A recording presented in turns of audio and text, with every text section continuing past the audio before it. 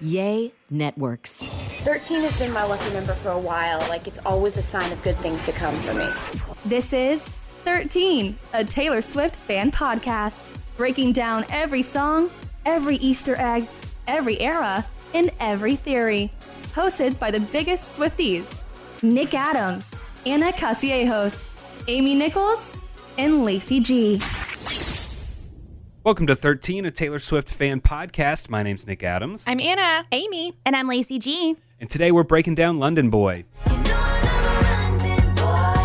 This is the 11th track from Taylor's album Lover. The song was written and produced by Taylor Swift, Jack Antonoff, and someone I'd never heard of until now, Soundwave. Yeah, I didn't know that Anyone familiar? Interpolated. Well, that's with a different person. Oh, is that a different one? That's a different person. You're right. She did interpolate on this song, but it was with a different artist, and his name was Cautious Clay. She interpolated his song Cold War. We have versions of his song and her song. Would you like to hear the similarities? Please. Okay, so this is his song Cold War. Do you hear it? Do you hear the beat? Absolutely. Yeah. Yeah, and then just as a refresh, this is the intro to London Boy. So yeah, she found his music, liked it, wanted to use it. That's a big deal. And then did you guys come across what he said, like how the events played out of Taylor's people getting in touch with him? No. So his real name is, I think, Josh, but he's an artist. And so Cautious Clay, he said in an interview he was on tour in Norway. He got a frantic phone call at 2 a.m. from his lawyer. And his lawyer said, you have to approve this. We need an answer in 24 hours. I guess maybe sent him what Taylor had worked on. Yeah. 2 months later, the album was released, and it made him the second person that Taylor ever interpolated. Mm-hmm. The first one was Right Said Fred's I'm Too Sexy for Look What You Made Me Do. And he said he has no idea how Taylor came across his music. It's not like he's a giant artist or anything like that. He said the only thing that he could think of was that there was this one time he was hanging out with John Mayer. I guess they're friends. And then while they were leaving a bar, they ran into Jack Antonoff. And they just kind of exchanged pleasantries, and that was it. Like, he didn't, hang out with Jack Antonoff. Yeah. It was just a casual, let's chat for 2 minutes. Hi, this is my friend, Cautious Clay. Ooh, That might Let be me it. guess. Let me guess. Okay, I don't know what happens next in this story, but then there was one Google search, and it was for him. It was of him. It was after Jack Antonoff met him. Is that what happened? That's where the story ends. Oh. But it could be. I We love could the pretend fact this. that he got a call at 2 a.m. because that is so on brand. That's her favorite number. That's her favorite time. She did that on purpose. But that's pretty cool. And I mean, for a up and coming artist, have Yeah, someone like definitely. Taylor Swift like That's your music huge. enough to want to interpolate it. Like, whoa. I like how they were like, crazy. you have to approve this. I Sorry. love the word interpolate. That's so great. I want can to say never- it again. Yeah, I can never say it. interpolate. I Interpolate? don't think I've ever heard it. Interpolate? Until just like Interpolation? right now. Interpolate. I first heard it whenever Olivia Rodrigo interpolated New Year's Day. Yeah, she Taylor Swift's interpolated New Year's a Day. few times. Yeah. That's when I first Oh, heard maybe I'm about just it. not paying attention. Pretty sure I told you, but I'm just kidding. I'm kidding. But then also at the very beginning, I guess if we're going to start with the song, start at the very, very, very, very beginning. So, I mean, it starts with Idris Elba. Before it came out that this was Idris Elba, it was like 5 a.m. I was listening to this album. I was like, who is this? What is Yeah. it? What's going on? I just wasn't putting it together. We can go driving in on my scooter, just around London. Okay, so it was just so random. Like, okay, It and is then random. there's someone else talking. It was just really weird and kind of out of nowhere and just not typical. And so that's actually a clip from 2017. Idris Elba was on James Corden's late night show, and they were Idris was talking about he was doing an Omaze giveaway, and he was saying this is what you can do if you win a chance to hang out with me. And so here's a little bit more from that segment. We can go driving in on my scooter, just around London. Oh, I'd love a ride on your scooter. Yeah. And I don't even mean that the way it sounds. I would love. It sounds a bit weird, but I it's feel okay. so safe. And James Corden and Idris Elba, they were both in Cats with Taylor. So I guess there's a connection there. Do you think James Corden was kind of mad that she cut it off right after, Like you couldn't include a little bit more of just me? like a little bit. You can go driving around on my scooter. I'm wondering if it has anything to do with him being the sexiest man alive. Like, why that clip? Yeah, I don't know. Why that clip? It's not like super London. He doesn't say anything about London in that clip. It's just the way he says scooter. Maybe it's just his accent is so thick at that point. It just kind of sets the tone. Maybe. Yeah. I don't know. Because then like the rest of the song, like we're kind of going to all these different locations that she mentions on Idris Elba's scooter. With a sexy man. Yes. So, do you guys think that this song is about Joe Alwyn? Might be about Carla Kloss. The city just screams her name. Yeah, it does. It really does. I really, in my notes, I wrote, do we think this is about Joe Alwyn? What are the clues?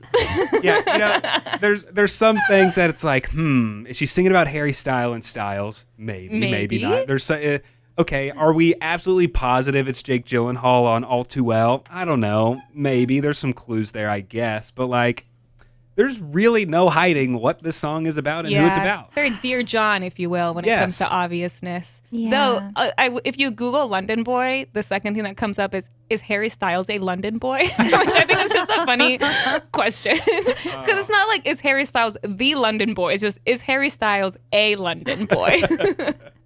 Did anyone else get angry while researching this song? Why? No. Because I did. Okay. I got so angry because of what everybody has to say, because everybody is just haters. People are saying that these are all these generic places that she's going to and tourist traps. Like, no, as a star, you wouldn't go here. Maybe you need someone else to bring you around that's not Joe Alwyn. But I saw a lot of hate on this song because people are saying, some. Yeah, I mean, it's not, the lyrics are not all too well deep or anything like that. I mean, she's not rewriting how songs will be written for the future. It's a very poppy, kind of standard, happy love song. Yeah. Here's what one article said, Taylor details her favorite walking spots in the city that's home to 10 million people, Camden Market and Soho. There are very few worse places that she could have chosen for her afternoon strolls. No one in their right mind visits these places for ramble. Okay, English person. They are stressful, very touristy places with little to do or see other than the obvious shops and restaurants. Let's ignore the fact that she rhymed pub with rugby. I love Let's that. not even raise that as a discussion. No one in London takes high tea apart from the Queen. The lyrics are pretty much not what you would expect from someone to write if their sole impression of London was based on Paddington Bear. The only surprise is that no marmalade references were made in the song. She could be making fun of herself here a little bit, like she was in Blank Space. Like, let's just have fun with it. There is parts in the song where she is singing like with an accent. She is kind of hamming it up a little bit. And I want to fancy you. Yeah, and to Highgate, I love his best man. And so she's kind of singing with an accent at times. And Lacey, since you're talking about the locations, she was on the BBC and they asked her about these locations because there's a ton of them. Like Lacey said, Camden Market, Highgate, Weston, Brixton, Shoreditch, never heard that word before, Hackney, Bond Street, Soho. And so she was asked about all these locations on the BBC. Logistically, I just want to kind of get around the lyrics of this song. Now, was this supposed to be all in one day? And if so, how does Taylor Swift get around? Do you have an Oyster card? This is supposed to be over the course of 3 years. Okay. I was like somebody told me like they think that you're talking about one day, and I was like, oh no, yes, you'd never make it. Right, you wouldn't make it. So categorically, it's over the space of 3 years. Yeah, you'd make it in 3 years. Okay, got it. Okay, that's good. Because I was thinking, how does she do that? Oh my God. I personally love that she rhymed pub with rugby. I think that's art. So there's another part of the song where she's definitely singing with like a British accent. It's this part right here. Babes, don't threaten me with a good time. She's saying, babes, don't threaten me with a good time. Well, she was also asked about that line specifically in the same interview. Was that inspired by Gemma Collins? She's a big reality TV show star in the UK. No, it's just something that some of my British friends say all the time. Right, babe, don't threaten me with a good time. And they say it exactly like that. So forgive the impression.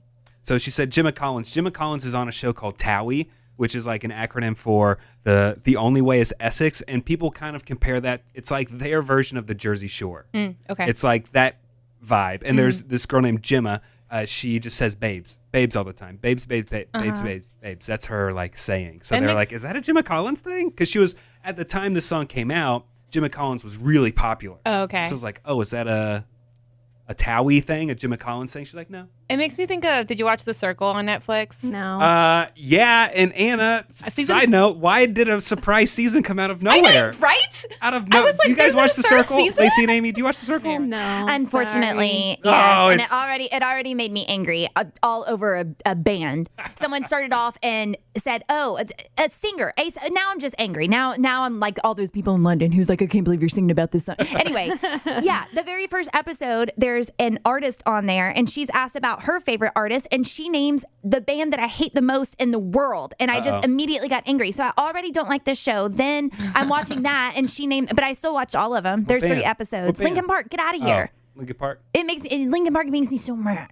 And she's like, "Oh, I might look this way, but I really like hard music like Linkin Park." Gross. So I watched all 3 or 4 episodes yesterday because I just hate myself. Listen to the song if Taylor Swift did a collaboration with him. You have to. I would have to. Lacey. I would still. I would rage on the inside, but I would support it if she wants to. On the next episode, I'm going to break down my concert, so you might not like some of it. Some of the surprise guests. No spoiler, Linkin Park does not appear in the Taylor Swift concert. Okay, good to know. You can go, Lacey. Well, in season 2 of The Circle on Netflix, which we need to start watching, the surprise season. But in season 2 of The Circle, Chloe, she's like super British, and she Yes. would always say, "Babes." Oh, yeah, she would. Babes. I love her. I thought she was fantastic. She was so good in that season. Yeah. Speaking of babes, there is a little, just teeny tiny, barely noticeable baby crying, I think, at 47 seconds. What? Baby? It could be cats fighting, but there's like a baby crying 47 seconds into the song. Did she Kylie Jenner everyone and secretly have a baby and didn't tell anybody? And Let's hear. she Well, put let's it hear at it. the 40-second mark of London Boy. Okay. Shh. Darling, I fancy you. Took me back to Highgate. That I love is best. Do y'all hear it? I heard it in the I background. heard something. Maybe the London Boy is her child. She Harry had Potter. a London Boy. Hold on, let's listen again. Shh. Darling, I fancy you. Took me back to Highgate. That I love is best. What is that? What is that? Like a toy, a police siren from a kid's toy. It could be cats fighting. It's a baby London eagle. Sounds like someone has a cat and they're swinging it around their head by its tail.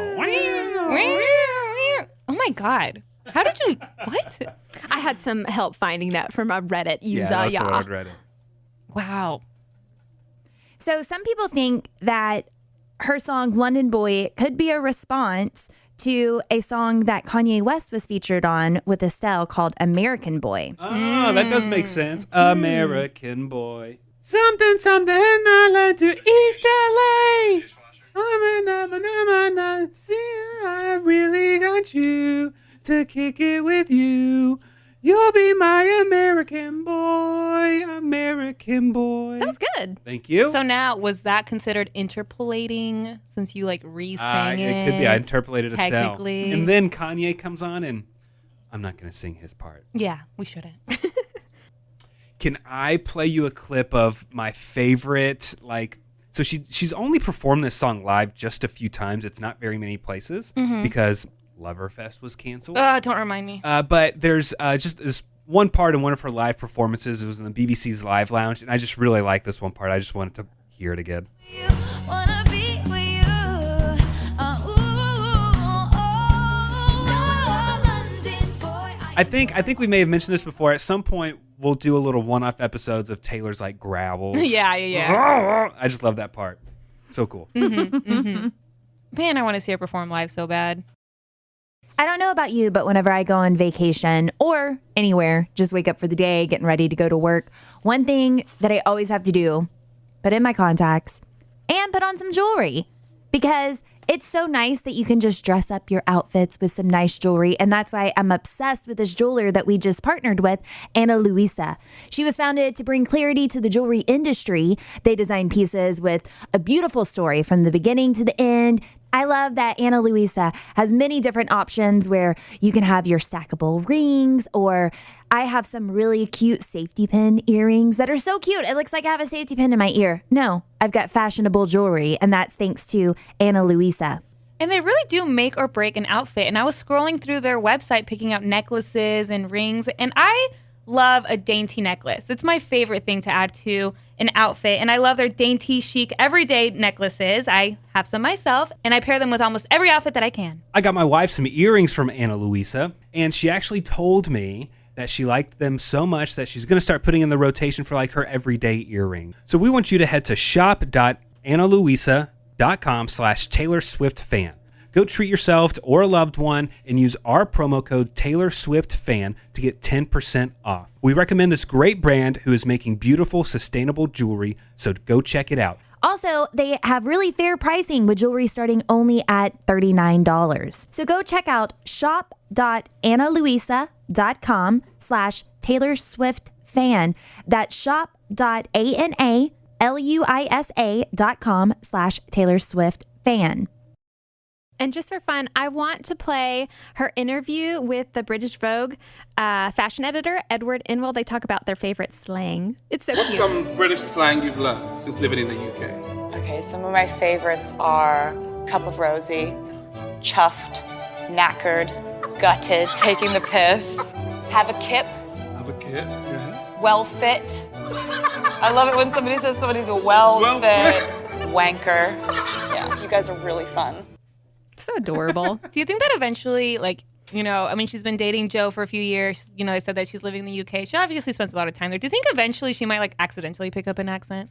You know, she'll like Lindsay Lohan it. Yeah. Lindsay Lohan I has hope picked up not. accents wherever she moves to, so maybe. I have some other slangs. Yeah? If y'all want to tell me if you think that you know what this is talking about. I'm knackered, Drunk. tired, Second guess. bloody. That's something they say all the time. Isn't that Bloody. like a bad word? Yeah, it's like the F word, isn't it? I don't think it's like the F word. I think it's Oh, just it it's just- kind of like an adjective. It's kind of like putting emphasis on something. Because they say it in Yeah. Harry Potter all the time. Bloody hell. Like extreme. Yeah. Is it like something like over the top extreme? Is it something like I don't know what it's Just very. very very. Amy, I also thought it was like the equivalent of using the F word. Yeah, but I mean, like Harry Potter's got a filthy mouth. Yeah. Yeah. Rubbish. We all know what rubbish is. Dirty. Trash. Kanye West. Oh, Blimey is wow. blimey. Bloke is what they call guys. Guy. Yeah. Bloke. Bollocks. Bollocks. No, bullocks. Bollocks, Is it's it like- bollocks or bollocks? Bollocks. Yeah. Balls. Isn't that It- like it isn't that has like many- saying like shoot? It has many meanings, disbelief or talking about a man's private parts, which I Yeah. thought it was a butt. I thought bollocks was butt. Like buttocks. Yeah. Similar. They also say flat in uni. Of course, she's saying uni in there. Chuffed. Taylor Swift mentioned chuffed. Chuffed. That's a what? Is that like you're chuffed? Is that like being put out or tired? How ecstatic you are about Oh. an achievement. The opposite. Oh. Chuffed sounds negative It to me. Like, does. "Ugh, I'm chuffed. You'd never make it over there. No, couldn't. Bugger off or sod off. That means go away. Mm-hmm. But they also say like piss off and F off. Someone told me to F off whenever I was in Ireland and I was so offended, but they just said it so casually. I wandered up, I was in some bar and I wandered up to an upstairs and they were having a private party up there and I didn't know it. And this woman was incredibly nice and had such a beautiful accent. And she talked to me, where are you from for a little bit? Blah, blah. And then she's like, okay, and F off. And I'm like, what? Like, are you being mean to me? But that's such a common phrase for them. It's not a big deal. Oh, okay. Yeah. It's just bye. It's so interesting. I've been watching The Crown, and they have accents. I actually have to watch it with subtitles. I also have to watch like Game of Thrones with subtitles. There's some British shows that I really truly want to not have to use subtitles because I mean they're speaking English, but yeah, I have to watch it with subtitles. Peaky Blinders. Anyone Yes. ever watch Peaky Blinders? So You have to watch it with subtitles, right? Yeah. Oh man, their accents are thick. So what accents do y'all like the most? I mean, British. I mean, is pretty British, great. of course. Australian's going to be high up there. yeah. Australian for sure. Am I the only one who'd say Southern? I love No, Southern accents. Southern's a great It's accent. sweet. I think so. I think we Like- probably just hear it so much that it's not like a foreign accent to us. Yeah. You know, Like but it's still an molasses. accent. When my friends and I were in Mexico a couple weeks ago, we walked into an art gallery somewhere and said hello and this, and they just looked right at us and they said, "Oh, so you're from Texas?" And I'm like, "But how did you know?" Because I don't think I have an accent. We definitely weren't wearing cowboy hats or anything. Like, how do you just assume Yeah, how do you right off know? the? Yeah, I was almost like, "What? Don't just yes, but don't just assume that I'm from Texas." You know, Texas people are very arrogant when we travel abroad because if a lot of Americans travel abroad, you meet someone, oh, where are you from? I'm from the United States. Oh, what part? I'm from Montana.